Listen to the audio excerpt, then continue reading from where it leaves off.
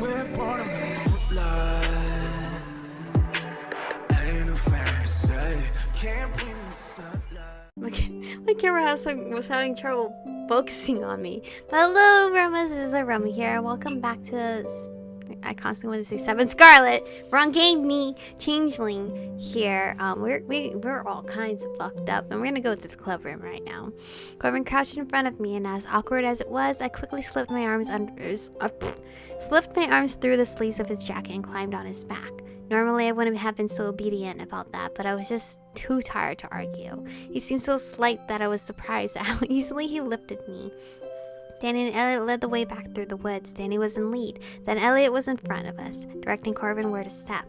Apparently, werewolves and vampires have excellent night vision. Corvin picked his way through the underbrush with surprising ease, even with me clinging to him like an undersized, hypothermic gorilla. I just held on, grateful for his body heat. I'm sorry, I must be heavy, and I stole your coat. You're not heavy at all, and don't worry about the coat. I feel like I'm wrapped in a Michiko coat at the moment. It's nice and warm. You're so weird. And that is horror movie creepy. Sorry. I was mumbling into his shoulder, grateful for how he was trying to at least make me smile, even if it didn't work. Almost unconsciously, I tightened my arms around his shoulders.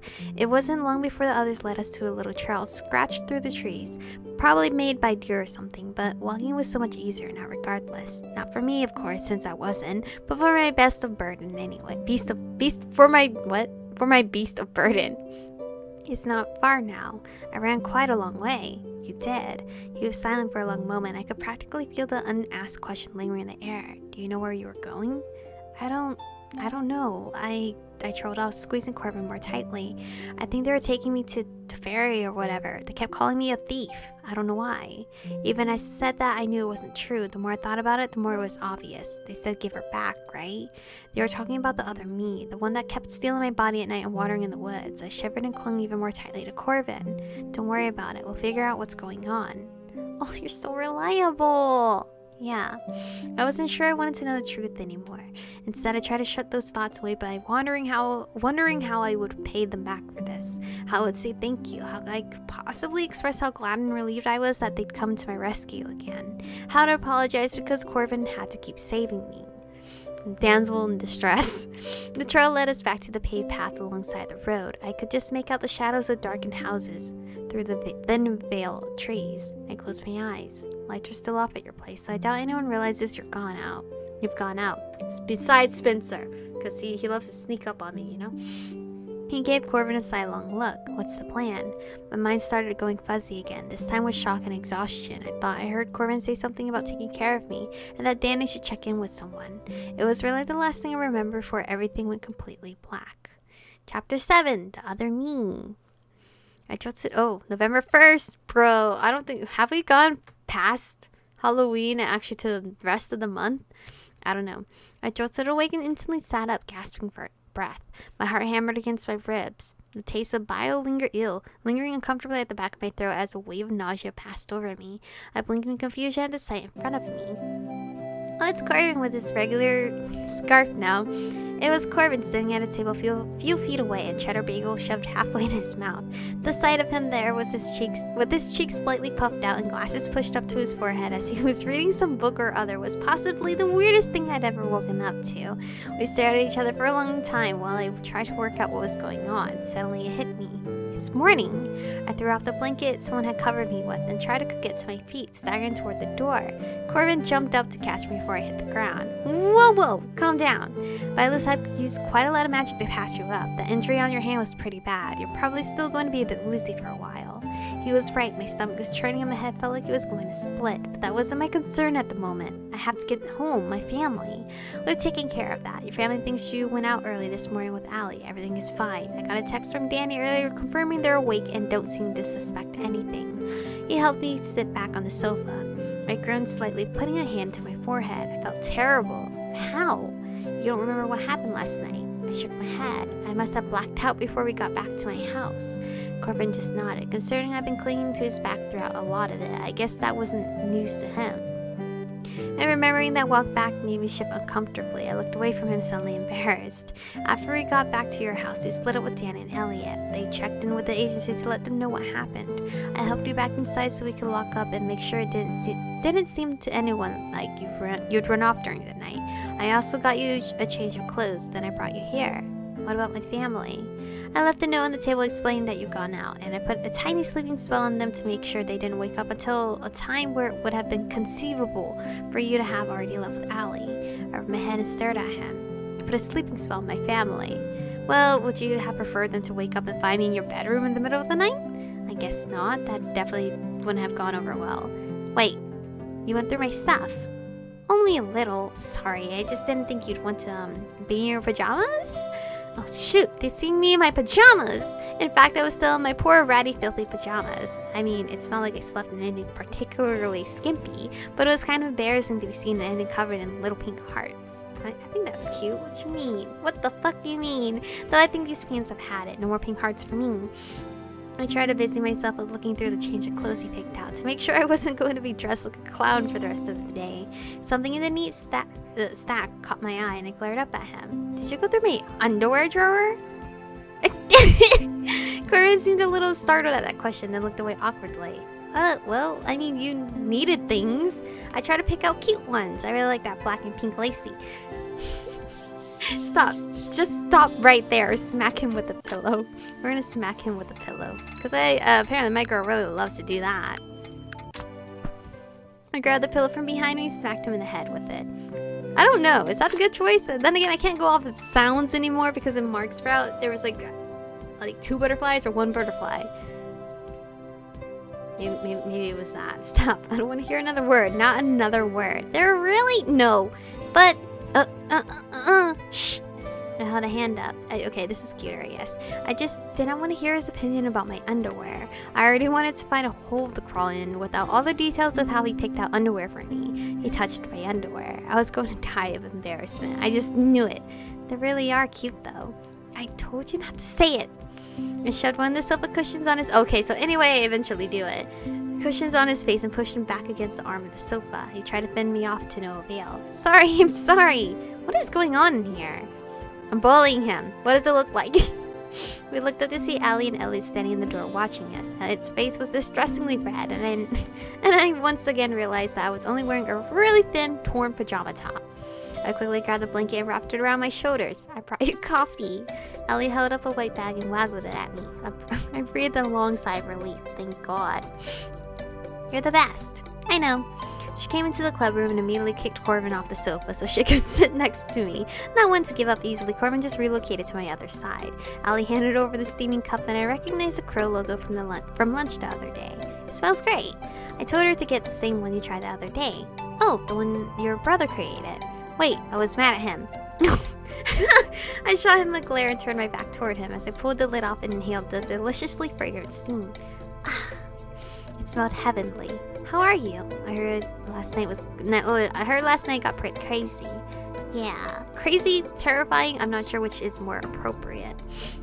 I stared down at the cup in my hands, unsure what else to say. I didn't think there were words to begin to describe how I felt about last night. I hadn't really thought I'd be doing so much terrified running through the woods when we came back, that's for sure. Will you tell me about it?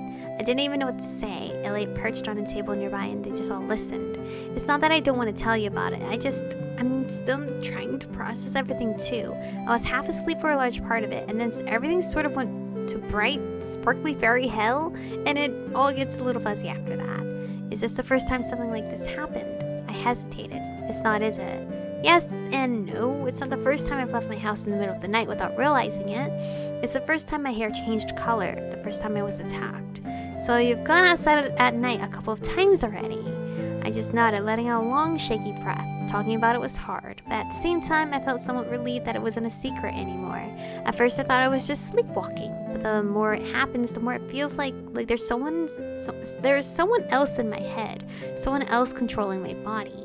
I looked up at her, tears suddenly spilling down my cheeks. I hated crying. I hated feeling so helpless. I hastily wiped at my tears. I think like all of them changed expression. I don't know about Corvin.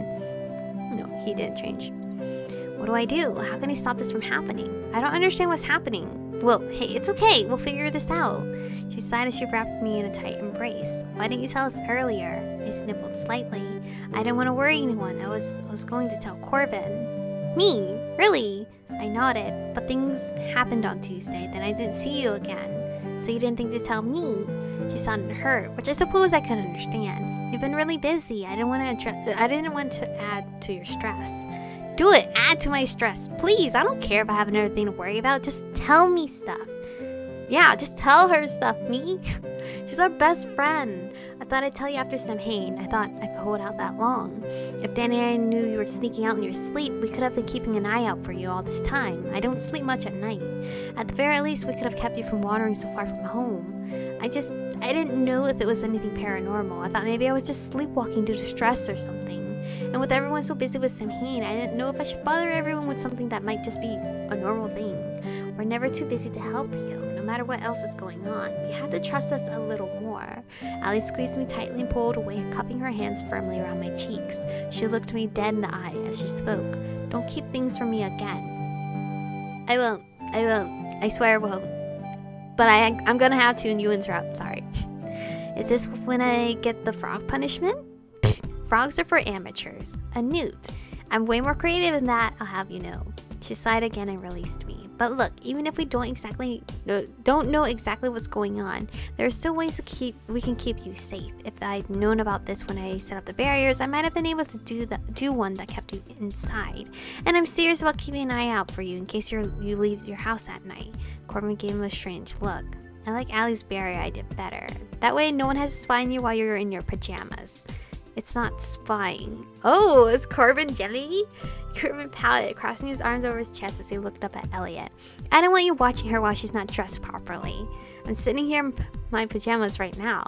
That's not why I'd be watching her. And what gives you the right to decide that? He looked kind of pouty too. Oh, these two are so cute. Pouty boys. Why are we discussing spying on me in my pajamas? Allie cleared her throat. Anyway, we do also need to figure out what's going on. We can't look for a solution to a problem unless we know the problem is there. I know, listen, you apologize for not being here while I was coping with finding out I'm a witch. Well, I'm here now that you're coping with finding out you're a fae, so try to trust me a little. I'm sorry. Oh, okay. It's dark again. Whatever. We're about to end the episode anyway. I felt stupid and very, very small. I've been nothing but trouble to them trouble to them all. Ever since I came back and they were going out of their way to help me, I couldn't let them keep doing that while I just stood around and did nothing at all. I quickly wiped out my eye and took a long sip of coffee. No more feeling sorry for myself. I didn't know what was going on, but that was not an excuse to sit around crying. That wouldn't solve a damn thing. Okay, I need to change into my clothes, and then I need a notebook. My journal's at home, but I want to write down everything that happened before I forget. I can transcribe it later. We were past the big hurdle of Samhain. I assumed that, with the energies and stuff back to normal, something like last night wouldn't happen again, at least not to that degree. I could do this. That's my girl. I think we should stop by the shop as well. Some of the others might be able to help. Will, you're taking her to the murder. Is that necessary? If we hadn't found her last night, what do you think would have happened? We still haven't heard back from Vilos. He might... I'll get Moro to help, okay? Still, and I'll go with her. If you're not too mad at me. I'm kidding, I wouldn't say that to him. What should I do? Not too mad. I'm not too mad. He beamed at me. I'm glad.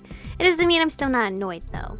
He wilted slightly and looked for all the world like a puppy that had just gotten scolded. Against my better judgment, I reached over and gave him a very quick hug. But thank you for helping me last night. That helps make up for other questionable actions that may have happened later. He perked up instantly. I didn't do anything that questionable. So he admits they were slightly questionable. Anyway, maybe for now we should get you changed. You can't go anywhere like that. I looked down at my dirty, torn clothes. She was definitely right about that. I soon found myself in the bathroom adjacent to one of the gym locker rooms, getting dressed after a hot shower. The pajamas were definitely trash can bound. While I stood in one of the stalls changing, Allie waited for me outside. Now that I had a few minutes to really go over the events from last night, I was finding it hard to believe it was real. It felt so distant already, like I dreamed it all. I thought about the fairies that attacked me. They were the same ones I saw the night Brenna was in my yard. I wonder why they didn't try to attack then. Sure, I'd been inside, but there weren't any bears to keep them out. Maybe they needed an invite inside, or maybe Brenna had prevented it. Was that why she was there in the first place? Was she looking out for me? I don't know what Brenna is. I found that incredibly difficult to believe. She hated me, but then again, it wouldn't have been the first time she helped me. Even if she insisted she wasn't trying to help me, what was it she had said? She was trying to stop them from getting their way. Logically, she could have only meant one thing, the fairies. She wanted to stop them from getting what they wanted, which was what they want. Me, my body. They want my body. But anyway, this is where we're going to end for today's episode. I guess the sun decides to disappear again because it's literally only 12:49 and it's dark in my room. So that's great. But anyway, this is where we're gonna end. I don't know how much more we have left with Corvin, but I think maybe a chapter or two. I think I missed the CG art in the very beginning of Corvin. So that kind of sucks. I did something wrong. Like these two here, I think they were in the beginning somewhere and I missed it because these guys were in the beginning. Well, technically, no, not really, I guess. I don't know. Because this was in the beginning. This was also in the beginning. This was also in the beginning. And obviously those were in the beginning. So I think I probably missed a CG art trigger of Corvin in the very beginning. Which sucks and I'm just kind of bummed about it. But I'm praying still we get his happy ending. If we get friend zoned, obviously I will go back and redo it like I had to with Mark. Now my feelings for Corvin and Mark right now, I don't know how to feel. I don't know yet. I'm just gonna wait to rank them once I get to the final ending of Corvin. But thank you guys for watching today's episode. Stay beautiful and I'll see you guys in the next one.